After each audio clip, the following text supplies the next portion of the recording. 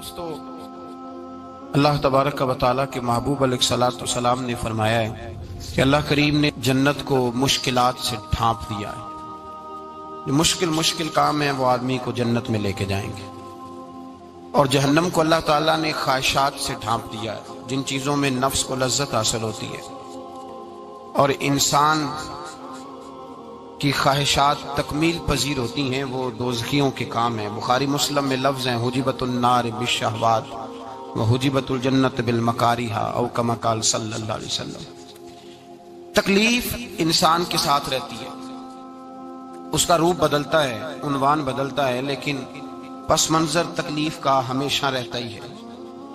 انسان کے دکھوں کے نام بدلتے ہیں۔ کبھی دکھ یہ ہوتا ہے کہ اولاد کوئی نہیں، اور ہونے کے بعد کبھی کبھی یہ دکھ بھی آ جاتا ہے کہ یہ تندرست کیوں نہیں، اور اگر اللہ تعالیٰ صحت دے دے تو پھر کبھی کبھی یہ پریشانی لاحق ہو جاتی ہے کہ یہ تعلیم کیوں نہیں حاصل کر پا رہے۔ اور اگر وہ سارا کچھ بن صبر کے زندگی کامیاب گزارے، لیکن اپنی شادی کے بعد، اپنی دولت کے بعد، اپنی نوکری کے بعد اگر پلٹ کر باپ کی طرف نہ دیکھے اور رات کو واپس آئے ڈیوٹی سے تو ماں کے کمرے کے آگے سے چپکے سے گزر جائے، وہ جو تکلیف ہوتی ہے وہ سارے دکھوں سے زیادہ سخت ہوتی ہے۔ باغ تیرے دی کر کر راکھی میں ساری عمر گزاری، تو جدوں میں باغ پکن تے آیا تے لے گئے اور بپاری، پھر اور تکلیف ہوتی ہے۔ دکھ کا رنگ بدلتا ہے، لیکن دکھ آدمی کے ساتھ رہتے ہیں۔ اور یہ مت سمجھا کریں کہ جو آدمی بڑا امیر ہے، بڑا مالدار ہے، صاحب جائیداد ہے، وہ سکھی ہے۔ پلٹ کے کبھی پوچھیں تو صحیح اس سے، اس کے حالات کس طرح کے ہیں۔ تکلیف انسان کے ساتھ رہتی ہے۔ غریب شہر تو فاقوں سے مر گیا، لیکن امیر شہر نے ہیرے سے خودکشی کر لی۔ یہاں امیر غریب ہر آدمی تکلیف میں، لیکن اہل ایمان کو جو رب تعالیٰ نے حکم ارشاد فرمایا وہ بڑا پیارا ہے، اور بڑا میٹھا ہے، اور بڑا سمجھنے والا ہے۔ اللہ تبارک و تعالیٰ نے مشکلات ہر آدمی کے ساتھ، لیکن ایماندار کو، رسول اللہ صلی اللہ علیہ وسلم کے غلام کو، نبی پاک کے کلمہ پڑھنے والے کو جو رنگ عطا کیا ہے وہ بڑا منفرد ہے۔ فرمایا فَإِنَّ مَعَ الْعُسْرِ يُسْرًا، بے شک میں نے ہر مشکل کے ساتھ آسانی رکھی ہوئی ہے۔ پھر فرمایا اِنَّ مَعَ الْعُسْرِ يُسْرًا، بے شک ہر مشکل کے ساتھ آسانی ہے۔ ہر مشکل کے ساتھ، بولیے گا ذرا، ہر مشکل کے ساتھ، اللہ نے ہر مشکل کے ساتھ۔ اور یہاں چونکہ 2 دفعہ ذکر کیا گیا کہ ہر مشکل کے ساتھ آسانی ہے، تو مفسرین کرام فرماتے ہیں رب فرما رہا ہے اگر میں تجھے 1 مشکل دوں گا تو 2 آسانیاں عطا کروں گا۔ اگر 1 مشکل آئے گی تو کتنی آسانیاں ملیں گی؟ 2 آسانیاں دوں گا اگر 1 مشکل آئے۔ انسان کو جو مشکلات آتی ہیں نا، اگر کسی شخص کو پتہ چل جائے نا کہ یہ سامنے والا پل میں نے گزرنا ہے تو اس پار میری اپنی جائیداد شروع ہو جائے گی، تو وہ پل گزرنا اس کے لیے مشکل نہیں رہتا۔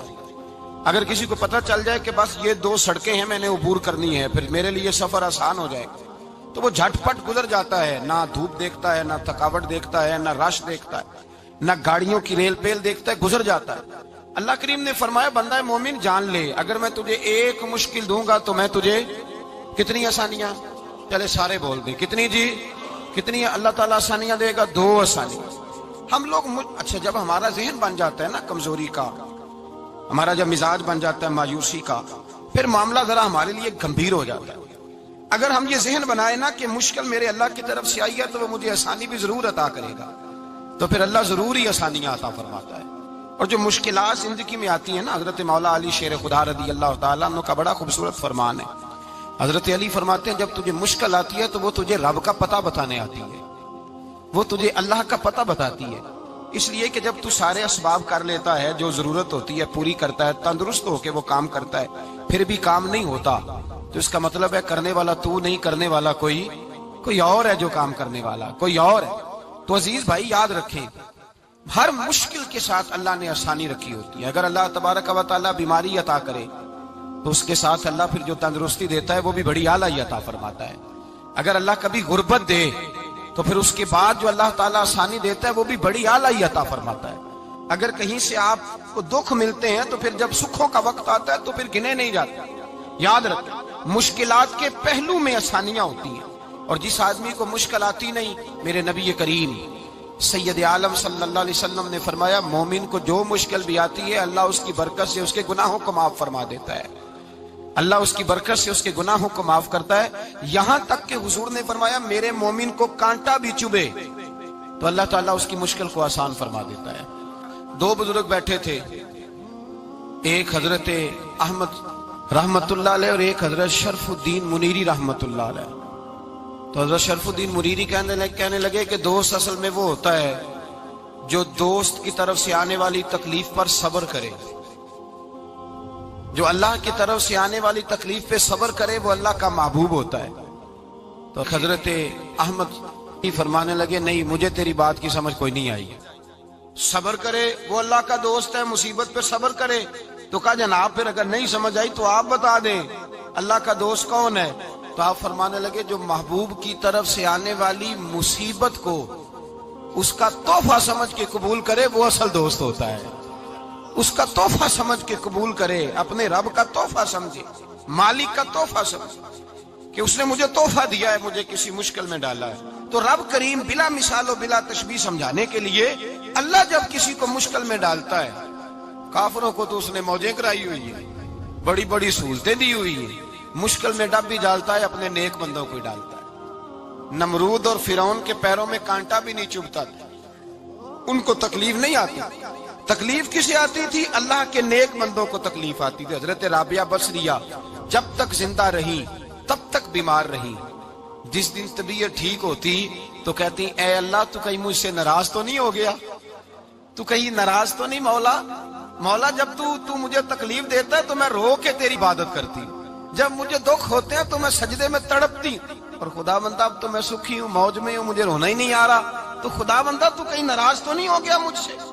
دکھ تو اچھے ہوتے ہیں، دکھ تو پیارے ہوتے ہیں، اور دکھوں کے بعد جو اللہ آسانی دیتا ہے اس آسانی کا پھر کیا ہی کہنا۔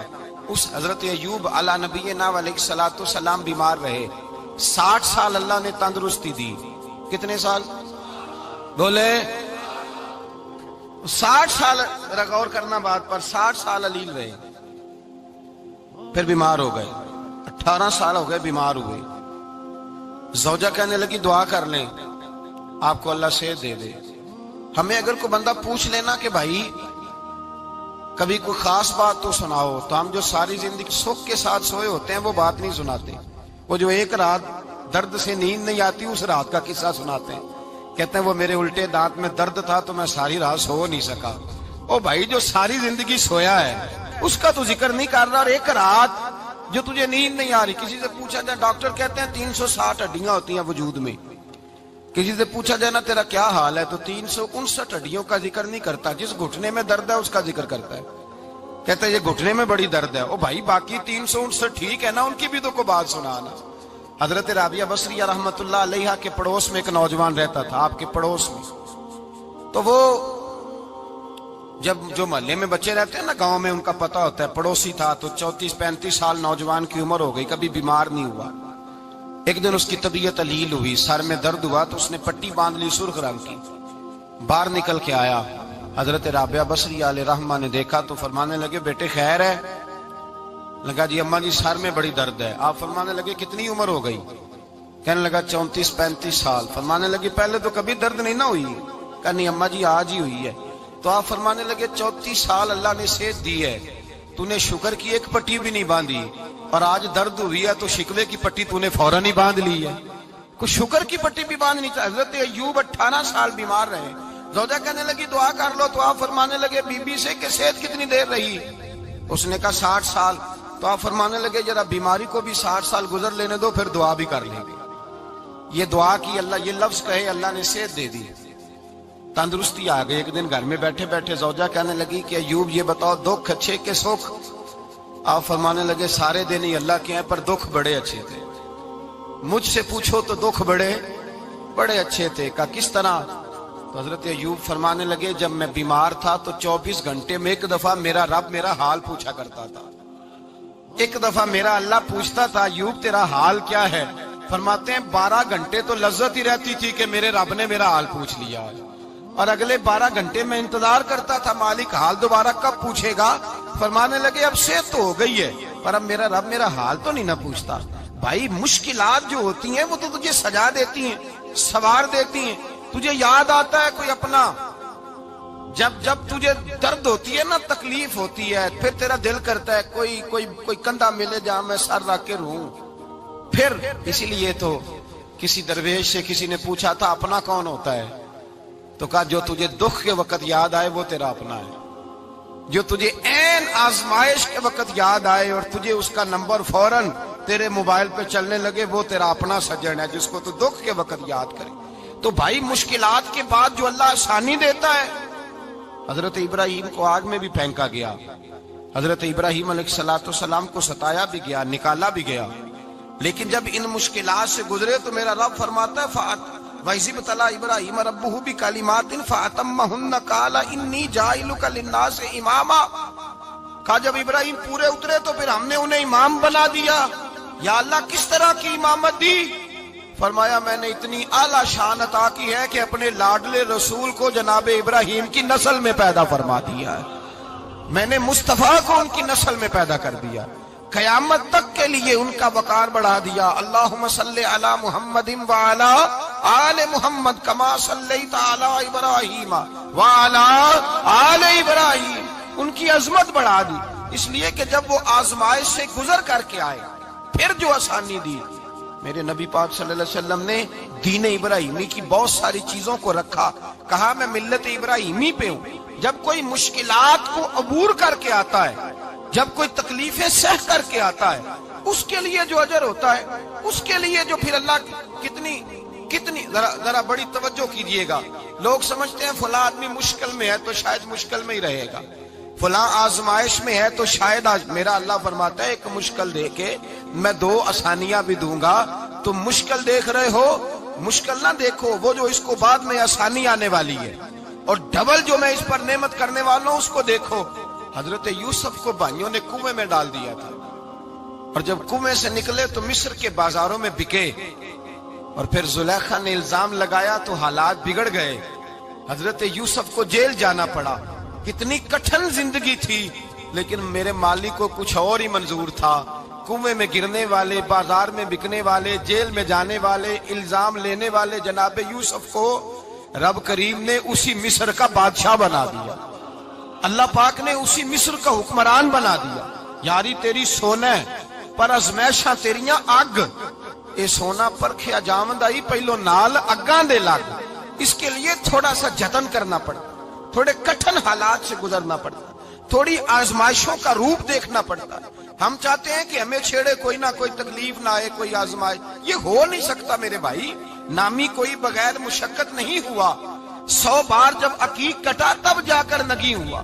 ہم چاہتے ہیں کہ ہمیں کچھ بھی دقت نہ آئے, مشکلات نہ آئے, اور مشکلات تو انسان کو سنوارتی ہیں بھائی, وہ تو نکھارتی ہیں. کبھی پوچھا کرو جا کر کے کسی گندم کے دانے سے کہ تو کہاں سے ہو کے آیا ہے, کہاں سے نکل کے آیا ہے, تو وہ بتلائے گا کہ بڑے مشکل مراحل سے گزرا ہوں, اور پھر اللہ نے مجھے طاقت دی ہے کہ میں انسان کے وجود کا حصہ بناؤں. تو بھائی کٹھن مراحل, آزمائشیں, تکلیفیں, یہ انسان کو بڑا انسان بنا دیتی, یہ اس کے لیے ترقیوں کا پیش خیمہ ہوتی. ہمارے جوان پریشان ہو جاتے ہیں, عورتیں خاص کر کے اس بات پہ توجہ کریں, وہ بڑی جلدی غم لے جاتی ہیں. وہ کہتی ہیں جانے میرا کچھ ہوگا ہی نہیں, جانے میرا کچھ ہو ہی نہیں سکتا. میرے بھائی درجنوں اور بیسیوں لوگ ایسے ہیں جن کی اولادیں نہیں تھی, لیکن نام ان کا ان سے بھی زیادہ ہے جو بڑے بڑے صاحب اولاد. حضرت عبداللہ مزنی حضور کے غلام تھے, قبیلہ مزن کے رہنے والے. والد فوت ہو گئے, چچا نے پالا تھا, اسلام قبول کر لیا. چچا اسلام کا بڑا دشمن ہے, حضور کا نام آئے تو جلال کرتا, حسد اور بغض میں جل جاتا, بڑی اسلام کے ساتھ دشمنی اور عناد رکھتا ہے. حضرت عبداللہ کہتے ہیں پہلے تو میں عشق رسالت کو دباتا رہا, پھر یہ چنگاری شعلہ بن گئی, پھر کہ یہ ہلکا سا جذبہ سمندر اور صحرا کا روپ دھار گیا. فرماتے ہیں ماں تھی اور میں تھا, میں گیا جا کے چچا سے کہا میں نہیں رہ سکتا. کہاں جائے گا؟ تو میں نے دھیمے لہجے میں کہا میں مدینے جاؤں گا, اب میں رسول اللہ کے مدینے جاؤں گا, اب میرا گزارا نہیں ہوتا, اب میں جاؤں گا. کہتے ہیں چچا کہنے لگا اچھا تو وہاں جائے گا, تجھے میں نے پالا, میں نے پوسا, وہ مکان میں نے تجھے بنا کے دیا, تیری جیب میں جو پیسے ہیں میرے دیے ہوئے ہیں. کہتے ہیں میں نے کہا چچا میں سارا کچھ سوچ کے آیا ہوں, मकान भी तू रख ले, पैसे भी रख ले। कहते हैं उसने हर चीज रखवा ली। जब पलटने लगा तो चचा कहने लगा जो कपड़े तूने पहने हैं ये भी मैंने खरीद के दिए थे। हजरत अब्दुल्ला फरमाते हैं मैंने वो कपड़े भी उतार के दिए। बरहना हालत में मैं माँ के पास गया और मैंने कहा अम्मा मैं पहले भी तो नंगा पैदा हुआ था, तूने ही कपड़े पहनाए थे, मेरा फिर बदन नंगा हो गया है, कपड़े दे दे। कहते हैं 2 बीबियों वाले कपड़े अम्मा ने दिए, एक मैंने तामत बांध ली, दूसरा ओढ़ लिया और मदीने पहुंचा। कहते हैं जब मैं ठंडी रात मदीने पहुंचा तो काले रंग के हबशी गुलाम हजरत बिलाल दूध का प्याला लिए खड़े थे, हाथ में खजूरें थी, कंबल था। कहने लगे आजा आजा, मुस्तफा ने फरमाया था कबीला मुज़न से मेरा गुलाम आ रहा है, मैं सारी रात से तेरा इंतजार कर रहा हूँ। हजरत जनाब सैयदना अब्दुल्ला रज़ी अल्लाह ताला अन्हु फरमाते मेरी मुश्किल आसान हुई। फरमाते मुझे मदीने में एजाज मिल गया, मुझे इज्जत मिल गई, हर आदमी मेरी कदर करने लगा। गोया बुजुर्ग कहते हैं कि हजरत अब्दुल्ला दुआ करने लगे कि ए अल्लाह तूने मुझे बड़ी शान दी है मुस्तफा की गोद में, अगर इसी रहमत के छांव में मैं पर्दा कर जाऊं तो मेरी बात बन जाएगी। हजरत अब्दुल्ला का विसाल भी रसूलुल्लाह की गोद में ही हो गया। गोद में ना कोई रिश्तेदार, ना कोई ताल्लुकदार, ना कोई हमसाया अपना, ना कोई चचा, ना कोई मामू, शहर में तन्हा असी किसे दे कुछ नहीं जे लगदे ते ना कोई साडा दर्दी। तन्हाई जनाजा उठा तो उठाने वाले कौन है? अबू बकर सिद्दीक, फारूक आजम, उस्मान गनी, मौला अली, हसनैन करीमैन जनाजे में शामिल। मेरे रसूल पाक सल्लल्लाहु अलैहि वसल्लम ने जनाजा पढ़ाया।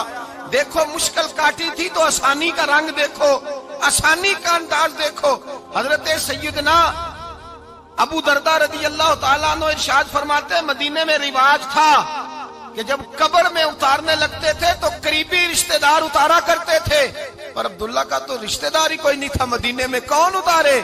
फरमाया जब कब्र में उतरने लगे तो हजरत अबू बकर सिद्दीक और हजरत उमर फारूक उतर गए कि हम कब्र में उतारते हैं। रसूलुल्लाह ने फरमाया तुम बाहर निकलो, तुम क्यों कब्र में गए हो, बाहर आओ। कहते हम बाहर आए तो अल्लाह के रसूल अंदर गए। फरमाया कौन कहता है इसका कोई नहीं, मैं जो मौजूद हूँ। कौन कहता है कोई नहीं? फरमाया रखो मेरे हाथों पे।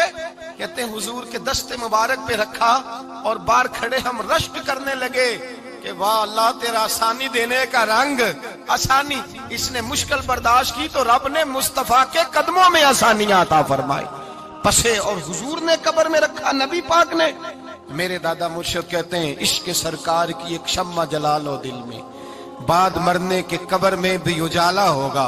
और मेरे आला हज़रत फरमाते हैं लहद में इश्क रुखे शाह का दाग लेके चले, लहद में इश्क रुखे शाह का दाग लेके चले।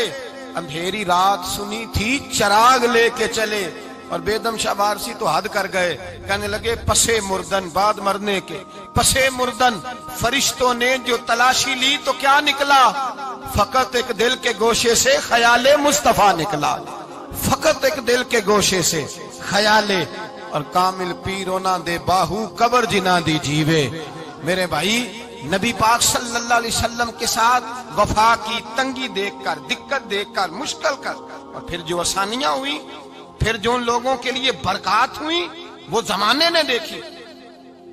हजरत जनाब सैयदना अली उल मुर्तजा शेर खुदा करम अल्लाह ताला वजहुल करीम की वालदा हजरत फातिमा बिनते असद रज़ी अल्लाह ताला, हजरत अली की वालदा, बड़ा प्यार किया मेरे नबी पाक के साथ। हुजूर इनके घर में रहे, इनके घर में परवरिश पाई।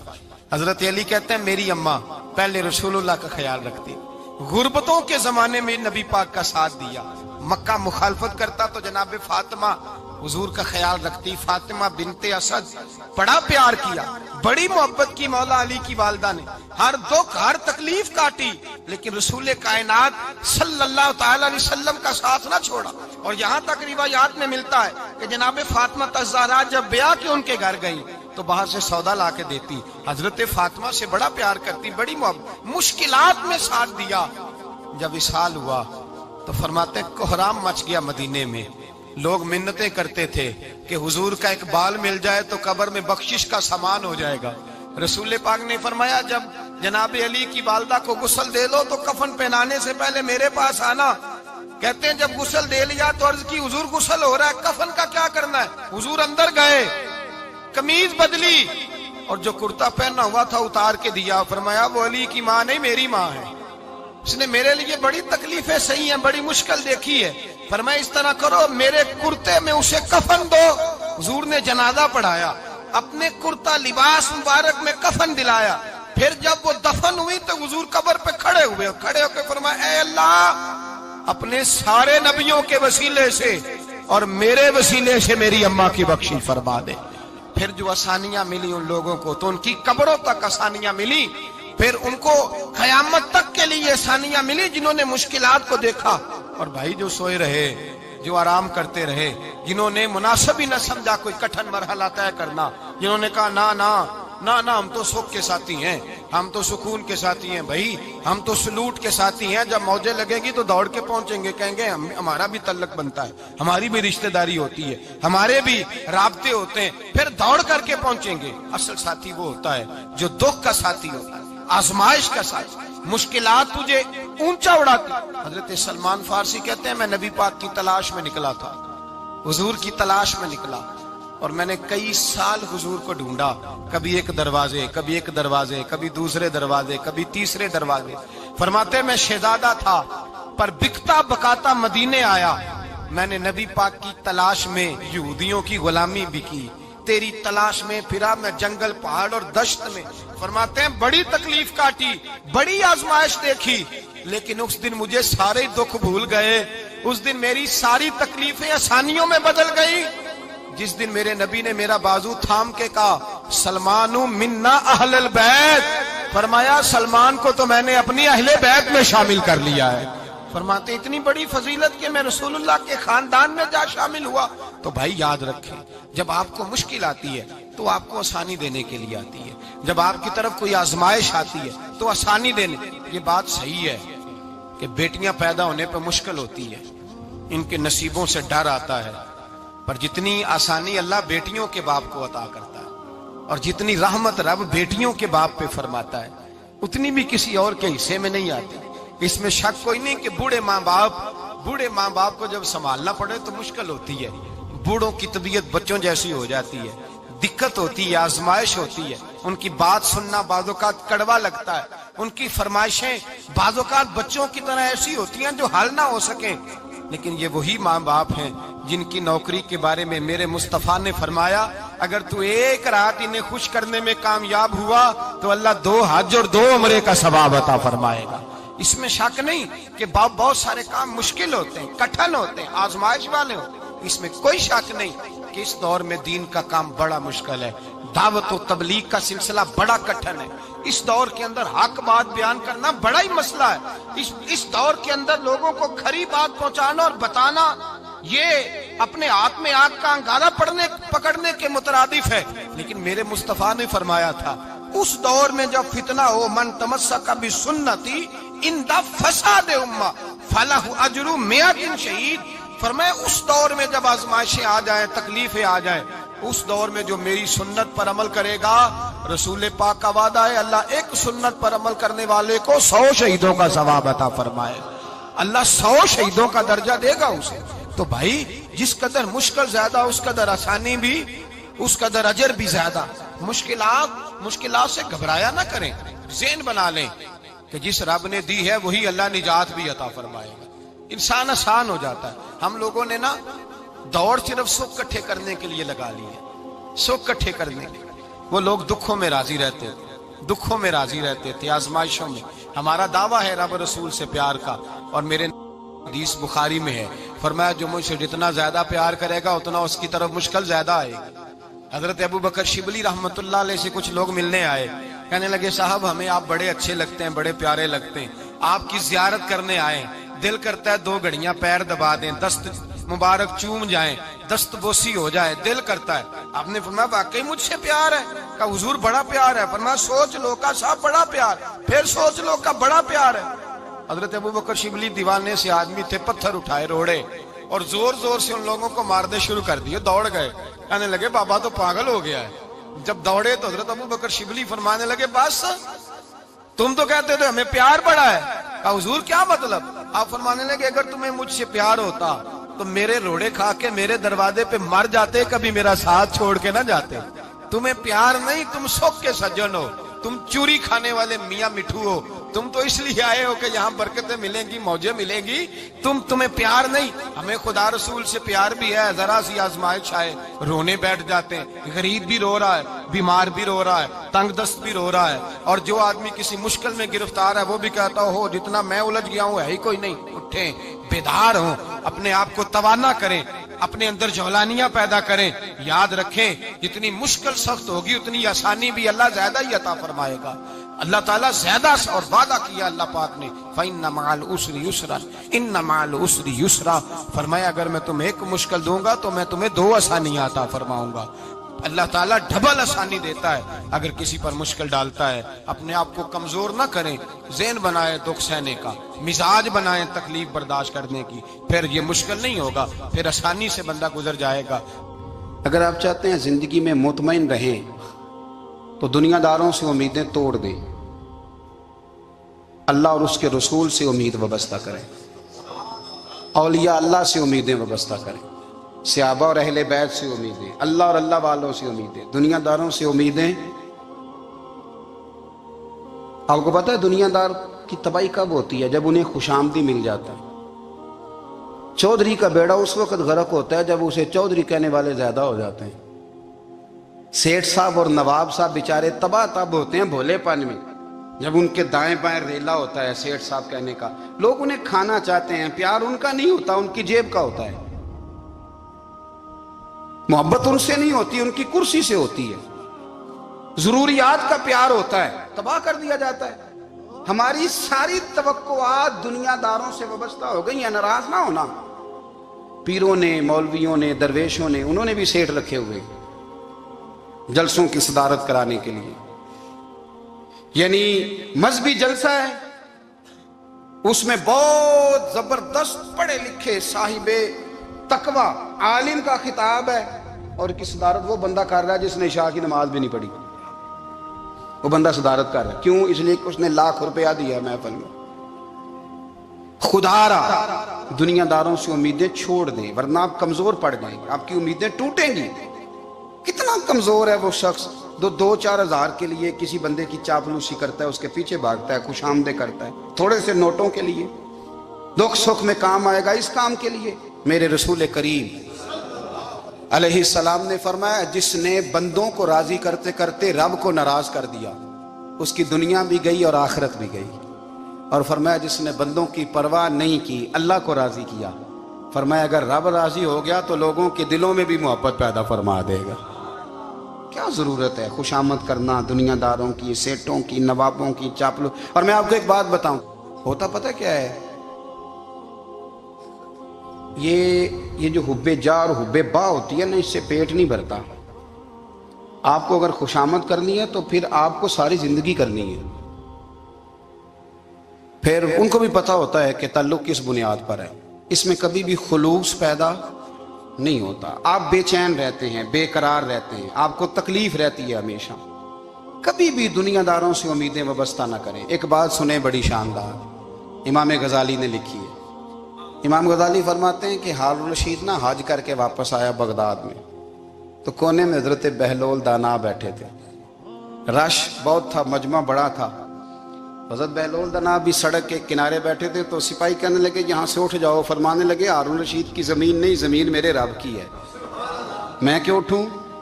وہ قریب سے گزرا تو سلام لی، تو آپ نے اس کا پروٹوکول دیکھا تو فرمانے لگے ہارون الرشید تجھ سے تگڑے تگڑے موٹے موٹے پروٹوکول میں نے لوگوں کے دیکھے ہیں، اور یہ جو تیرے دائیں بائیں آج تیرے نعرے لگا رہے ہیں یہ پہلے ان لوگوں کے نعرے لگایا کرتے تھے، اور تھوڑا وقت گزرنے دے، جو تیرے بعد آئے گا نا یہ سارے پھر ان کے نعرے بھی لگائیں گے۔ تو جھوٹ کی دنیا میں زندہ ہے، ان سے تو نے امیدیں وابستہ کی ہیں، یہ کل اس کے نعرے لگائیں گے۔ اس کے دل پہ بڑا اثر ہوا، گھوڑے سے اتر آیا، آگے کہنے لگا حضور آپ نے مجھے بڑی اچھی نصیحت کی ہے، میرا دل بڑا ٹھنڈا ہوا ہے، میں نے سنا ہے آپ مقروض ہیں، کچھ لوگوں کا قرض، تو مجھے کوئی حکم ہی کر دیں۔ آپ ہنسنے لگے، فرمانے لگے یار تو بڑا ہی بیوقوف ہے، بڑا ہی بیوقوف ہے تو، میں تجھے نصیحت کر رہا ہوں تو مجھے الجھا رہا ہے، حضور کوئی حکم کر دیں۔ کیا خوبصورت انداز ہے رب کریم کے بندوں کا۔ حضرت بہلول دانا فرمانے لگے تیرا رب کون ہے؟ کہا اللہ، تو فرمایا میرا کون ہے؟ کہا اللہ۔ فرمانے لگے یہ تو نہیں نہ ہو سکتا کہ اللہ ہارون رشید کو دیتا رہے اور بہلول دانا کو بھول ہی جائے۔ یہ تو نہیں نہ ہو سکتا کہ ہارون رشید کو دیتا رہے اور بہلول دانا کو بھول جائے۔ فرمایا اس کا دل، اس کا ارادہ ہوا، ارادہ قدرت ہوا کہ بہلول مقروض رہنا چاہیے، تو اگر رب مجھے رکھنا چاہتا ہے، دکھ قبول محمد بخشا راضی رہن پیارے، اگر وہ چاہتا ہے میں مقروض رہوں تو میں بھی چاہتا ہوں کہ میں مقروض ہی رہوں۔ یہ تو نہیں نہ ہو سکتا کہ تجھے دے اور مجھے نہ دے۔ فرمایا میری تجھ سے کوئی امید نہیں، مجھے جب بھی دے گا میرا رب بھی دے گا، اور وہ دے گا تو پھر انشاءاللہ خزانے کھول کے دے گا۔ دنیا داروں سے امیدیں وابستہ کرنا، لوگوں کے پیچھے، یہ چھوڑ دیں۔ آپ بے چین رہیں گے، بے قرار رہیں گے۔ اللہ والوں سے ضرور امیدیں وابستہ کریں، اس لیے کہ ان کے پاس جو کچھ ہوتا ہے وہ دراصل رب کا ہی ہوتا ہے۔ لیکن سیٹھوں سے، نوابوں سے، سیاستدانوں سے باز آ جائیں، ہماری بڑی امیدیں وابستہ ہیں۔ میں اکثر کہتا ہوں جتنے پھیرے نوکری کے لیے دنیا دار کے دروازے پہ لگائے ہیں نا، اس سے کم دفعہ مسجد میں نفل پڑے ہوتے تو رب اتنی بڑی مہربانی فرما دیتا۔ تیسری بات یہ یاد رکھیں، اگر سکون لینا چاہتے ہیں نا، اگر سکون لینا چاہتے ہو نا، تو لوگوں کو ڈسکس کرنا بند کر دو۔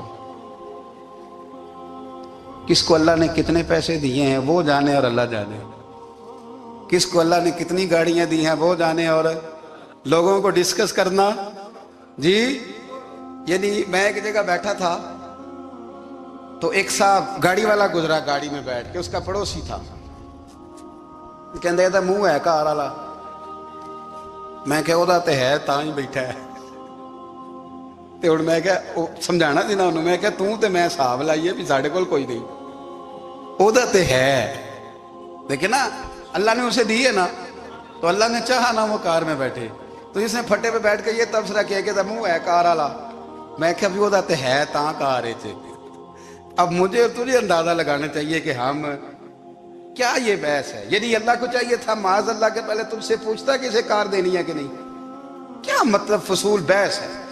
وہ چیز ہمیں اتنا تنگ کرتی ہے، اتنی تکلیف دیتی ہے کہ آپ یقین کریں سارا دن اسی کو ڈسکس کرتے ہیں، سارا دن۔ اس کے پاس گاڑی ہے، اس کے پاس کار ہے، فلانے کا پیسہ 1 نمبر ہے، فلانے کا 2 نمبر ہے، فلانے کا 6 نمبر ہے۔ اصل بات کے اندر حسد ہے، اس کو نکالو۔ ایک بات کہنے لگا ہوں، اسے یاد رکھنا، میرے اعلیٰ حضرت رحمۃ اللہ علیہ فرمایا کرتے، حسد کرنے والا بندوں پر اعتراض نہیں کرتا، اللہ پر اعتراض کرتا۔ وہ کہتا ہے اللہ اسے کیوں دیا ہے، اتنا کیوں دیا ہے، معاذ اللہ وہ اللہ کی تقسیم پر اعتراض کرتا۔ حسد کرتے ہو بے چین رہو گے، حسد آپ کے دل کو تڑپا کے رکھ دے گا۔ چھوڑے، اللہ بڑا کریم ہے، جس کو جہاں چاہتا ہے وہاں بٹھا دیتا ہے۔ آپ قطعاً اس بحث میں نہ پڑے کہ اللہ نے کس کو کتنا دیا ہے، کب دیا ہے، کیوں دیا ہے، وہ بڑا بے نیاز ہے۔ حسد آپ کو تباہ کرے گا۔ دنیا میں پہلا گناہ جو ہوا تھا وہ حسد تھا۔ ابلیس نے حضرت آدم سے حسد کیا، کہنے لگا میں بہتر ہوں، سرداری اس کو مل رہی ہے، یہ تو اللہ کو پتہ ہے نا کس کو دینی ہے۔ اور دنیا میں پہلا قتل حسد کی وجہ سے ہوا، حابیل قابیل کے درمیان حسد کا معاملہ تھا۔ خاتون کا نکاح اس سے کیوں ہو رہا ہے، مجھ سے ہونا چاہیے۔ حسد تباہی کرتا۔ آپ یقین کریں، یعنی دکاندار کے سامنے دوسری دکان پڑتی ہے اور پریشان ہو جاتا ہے، وہ کہتا ہے میرا کیا بنے گا، لا حول ولا قوت الا باللہ العلی العظیم۔ یعنی تیرا کیا خیال ہے کہ تیرے حصے کی روٹی وہ کھا جائے گا؟ اتنا چھوٹا دل، یعنی تیرا موقف یہ ہے کہ تیرے حصے کا نصیب اس تک چلا جائے گا، یہ تیری خواہش ہے۔ ایک دوسرے کی کمزوریاں بیان کرنا، اس کا تو مال ہی ناقص ہے جی، اس کے تو پاس ہی کچھ نہیں، یہ تو کمزور لوگوں کا طریقہ ہے۔ میرے رسول کریم علیہ السلام گزر رہے تھے، پت جھڑ کا موسم تھا، خزاں کا موسم تھا، درختوں کے پتے جھڑ رہے تھے، صحابہ کو ساتھ لے کے حضور گزرے اور ایک درخت کی ٹہنی کو پکڑ کے حضور نے ہلایا۔ صحابہ فرماتے ہیں کہ چھم چھم اس کے پتے گرے، زمین پر ڈھیر لگ گیا۔ حضور نے فرمایا دیکھا تم نے کیا ہوا؟ حضور ہاں۔ فرمایا کتنی تیزی سے پتے جھڑے ہیں، صرف تنا رہ گیا ہے اور خالی ٹہنیاں رہ گئی ہیں، کوئی حسن بچا ہے؟ حضور نہیں۔ تو نبی کریم فرمانے لگے جو حسد کرتا ہے نا اس کی نیکیاں بھی اسی طرح جھڑ جاتی ہیں، اسی طرح۔ اور ایک جگہ حضور فرمانے لگے جس طرح راکھ لکڑی کو آگ کھا جاتی ہے، جس طرح لکڑی کو آگ جب آگ کھا جائے تو پھر لکڑی کو لکڑی نہیں کہا جاتا، راکھ کہا جاتا ہے، کوئلہ کہا جاتا ہے، اس کی اصل باقی یعنی اسے کھائی جاتی ہے۔ تو حضور علیہ الصلوۃ والسلام فرمانے لگے جس طرح آگ لکڑی کو کھا جاتی ہے، فرمایا اسی طرح حسد نیکیوں کو کھا جاتا ہے، نیکیاں رہتی نہیں۔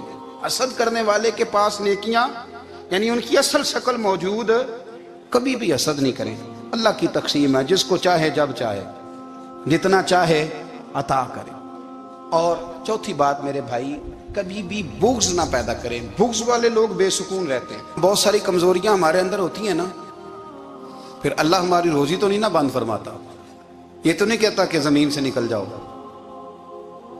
اگر یہی والا معاملہ ہو جو ہمارا ہے کہ شادی پہ اس نے میرے ساتھ برا سلوک کیا تھا، اب ساری زندگی بغض رکھنا ہے، اگر یہی معاملہ فرشتے اللہ کی بارگاہ میں کہیں کہ یا اللہ اس نے فلانے دن شراب پی تھی، اب اس کو زمین میں نہیں رہنے دینا، نظام زندگی چلے گا؟ تو اگر اللہ ہمیں معاف کرتا ہے تو ہم بندوں کو معاف کیوں نہیں کرتے؟ آپ یقین کریں، اتنی لمبی عداوتیں، اتنا لمبا حسد، اتنا لمبا بغض، اتنا لمبا۔ حدیث میں نے پڑھی، میں حیران رہ گیا۔ میرے نبی کریم علیہ الصلوۃ والسلام نے فرمایا اپنی بیوی سے کبھی بغض نہ رکھنا، اگر اس کی ایک بات ناپسند ہو تو اسے چھوڑ کے وہ بات دیکھو جو تمہیں پسند ہے۔ میں اس حدیث کو پڑھ کے سوچنے لگا کہ کیا بیوی کا بھی بغض رکھتے ہیں لوگ؟ اب حضور نے کہا ہے تو اس کا مطلب ہے لوگ بیوی کا بغض بھی رکھتے ہیں۔ اب اس پر استدلال کر کے مجھے کہنا پڑے گا کہ سسرال والوں کا بغض بھی رکھتے ہیں، کہنا پڑے گا کہ بھائی کے سسرال والوں سے بھی بغض رکھتے۔ اس حدیث کی روشنی میں سمجھا کہ لوگ بھابھی کا بغض بھی بغض رکھتے ہیں، بغض، ورنہ عادتیں تو ہماری بھی کئی بری ہوتی ہیں۔ اگر عادات ایک وجہ بنے اختلاف کی تو عادتیں تو ہماری بھی کئی بری ہیں، لیکن ہم اپنی بری عادتوں سمیت اپنے آپ سے پیار کرتے ہیں، اور سامنے والے کی ایک بھی عادت بری ہو تو اس سے بغض رکھتے ہیں۔ بغض نہ پیدا کریں۔ میرے نبی پاک علیہ الصلوۃ والسلام نے فرمایا کچھ چیزیں تمہارے دین کو مونڈ ڈالیں گی، تباہ کر دیں گی، کاٹ دیں گی۔ حضور کون سی؟ فرمایا حسد، تکبر اور بغض، یہ تمہارے دین کو تباہ کر دیں۔ ہم بے چین اس لیے ہیں کہ ہم نے بہت سارے لوگوں کا بغض پالا ہوا ہے، اور ہر فیلڈ میں سیاستدان نے سیاستدان کا، ذاتیات پر اتر کے بات کرتے ہیں، معزز ترین لوگ، تاجر نے تاجر کا، اللہ ماشاءاللہ بعض جگہ پہ اہل علم بھی ایک دوسرے سے عداوت رکھتے ہیں۔ خدا را دل رب کریم کے آنے کا ٹھکانہ ہے، یہ صاف ہوگا تو اس میں رب رسول کے جلوے ہوں گے، اگر اس میں عداوت ہو، اس میں بغض ہو، اس میں کینہ ہو، نفاق ہو۔ سنیں میرے رسول کریم حضرت ابوبکر صدیق رضی اللہ تعالیٰ عنہ کہتے ہیں میں رو ہی پڑا۔ مکہ فتح ہوا نا تو اکرمہ بن ابو جہل نے پیغام بھیجا کہ میں نا کلمہ پڑھنے کے لیے آ رہا ہوں۔ بات لمبی ہے، میں موضوع پہ رہنا چاہتا ہوں۔ کہتے ہیں جب وہ آنے لگا نا تو نبی پاک نے ہم سب کو بلایا، ہم حاضر خدمت ہوئے تو حضور فرمانے لگے کہ اس کے باپ نے نا بڑا ظلم کیا ہے ہمارے ساتھ، ابو جہل نے بڑا ستایا ہے، بڑی تکلیف دی ہے۔ آپ مجھے بتلائیں کہ وہ ایک دفعہ کسی شادی پہ بحث ہوتی ہے بیوی کے بھائی کے ساتھ، پھر ساری زندگی اس بیچارے کو معافی، وہ 10 دفعہ گھر آتا ہے معافی مانگنے پر سوال ہی نہیں پیدا ہوتا، میں او ہو مجھے ہی کہہ دیا، یعنی پھر مجھے ہی کہہ دیا آپ نے، اور میری شان میں بے ادبی، اور پھر میں معاف کر دوں؟ توبہ توبہ توبہ، یہ کیسے ہو سکتا ہے؟ میری ناک نیچی ہو جائے گی، اور آپ نے مجھے کہہ دیا، سوال ہی نہیں پیدا ہوتا۔ اور یہ رونا میں اکثر ہوتا ہوں کہ شادی والے دن داماد صاحب کا زیادہ دماغ خراب ہوتا ہے۔ جب چھوٹی سالی کی شادی ہوتی ہے نا، اس دن اس کو بخار چڑھتا ہے، کوئی اس کو کان میں کہتا ہے تیری عزت نہیں کر دے، اس دن اس کا دماغ خراب ہو جاتا ہے، بچے اٹھا کے نکل آتا ہے، وہ بیچارہ سسر منتیں کر رہا ہوتا ہے کہ تیری مہربانی آ جا، یہ عزت کرا رہا ہے۔ تو میں نے کہا احتجاج کر کے جو عزت کرائی جاتی ہے وہ عزت نہیں ہوتی۔ ہاں یہاں مانگ کے عزت لیتے ہیں لوگ، یا احتجاج کی کوئی عزت ہے؟ آپ کے اندر کمالات اتنے ہوں کہ آپ کی عزت کرنے کو دل چاہے، یعنی مزہ آئے، یعنی لطف آئے، یعنی آپ دور بیٹھے ہوں تو کسی کا دل کرے آپ کو اسٹیج پہ بلانے کے لیے۔ یہ کیا بات ہوئی کہ چھائے جانا اور بھاگ کے آگے جانا؟ ان سے نکلیں۔ اکرمہ بن ابو جہل کلمہ پڑھنے کے ارادے سے آ رہے ہیں، حضور علیہ السلام نے صحابہ کو بلایا، کتنی زیادہ عداوت رکھی جا سکتی تھی معاذ اللہ؟ कब से वो चला था जुल्म करने, और उसके बाद उसका बेटा शुरू हो गया। कितनी बातें थी जो नाकाबिले माफी थी, पर करीम रसूल ने हमें बतलाया है कि सुकून वाली जिंदगी कहते किसको है। जब सब लोग जमा हो गए तो हुजूर ने फरमाया, भाई वो कलमा पढ़ने आ रहा है, उसके बाप ने जुल्म बड़े किए हैं, पर मेरी नसीहत ही है कि उसके सामने उसके बाप को बुरा ना कहे, खबरदार कोई उसके सामने कोई बात ना करे। अब वो कलमा पढ़ने आ रहा है, मुती हो के आ रहा है, बांध के आ रहा है। कहते हैं अल्लाह के रसूल ने ना काफी देर तक खुतबा दिया, ब्रीफिंग दी, बात समझाई। जनाब सिद्दीक अकबर कहते मैं रो पड़ा। एक सहाबी मुझे कहने लगे तुम्हें क्या हुआ, तो मैंने कहा मैं मुस्तफ़ा की रहमत पे रो रहा हूँ। देखो किन के लिए हुजूर ग्राउंड बना रहे हैं, देखो किन के लिए हुजूर तैयारी कर रहे हैं, जिन्होंने सारी जिंदगी दुश्मनी की। खुदारा ये अंदर से अदावतें निकाल फेंको। ओ भाई इतना तो लंबा टाइम ही कोई नहीं, इतना तो वक्त ही कोई नहीं, इसको साफ रखो। बंदा कोई कर भी गया तो कोई अर्ज नहीं। चंगी मंदी सजना कोलों 100 वारी हो जाती, यार यारां दा गिला नहीं करदे। असल परीत यार यारां दा जेड़ा गिला करदा जे यार नहीं जी होंदा।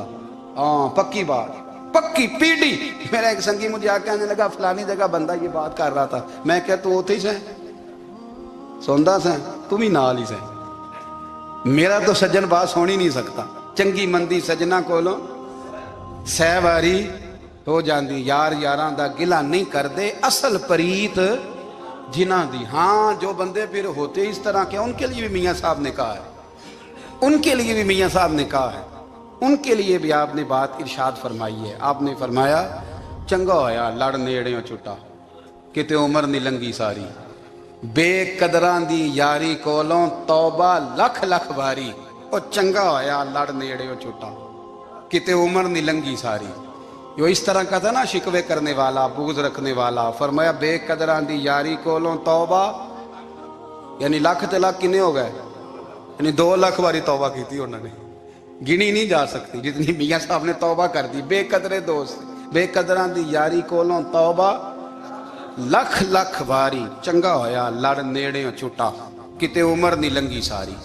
तो मेहरबानी करें, एक तो अगर आप मुतमईन रहना चाहते हैं तो कभी कभी ना मस्त हो के जिक्र इलाही करें। मस्त हो, वो वाला जिक्र नहीं जिसमें आप मोबाइल भी देख रहे हैं और कहानियाँ भी। मेरे सामने को बंदा जुमे वाले दिन या तकरीर के दरमियान तस्बीह लेके बैठ जाए तो मैं उससे पूछता हूँ तू 2 काम एक टाइम जिक्र पे करना है। मेरी भी बात सुन रहे हो, तस्बीह पढ़ी तो मुमकिन ही नहीं। तस्बीह तो तस्बीह है, जब वो होगी तो फिर कोई और काम सवाल ही नहीं पैदा। एक तो जिक्र करें महव हो, दूसरी बात हकीकत का सामना करें। आप अगर मुतमईन रहना चाहते हैं तो हकीकत पसंद बने। तीसरी बात हसद छोड़ दें, दूसरों को डिस्कस करना छोड़ दें। आप ये देखें कि अल्लाह ने मुझे क्या कुछ दिया, उस पर राजी रहें। और चौथी बात अदावत छोड़ दें, सीने में कीना छोड़ दें। आपकी ज़िंदगी मुतमईन हो जाएगी, आप खुशहाल रहेंगे। वो जो आप लफ्ज़ कहते हैं ना कि मैं बोर हूँ, मैं परेशान हूँ, उससे आप निकल आएंगे। अल्लाह हमें महबूब की गुलामी में जिंदा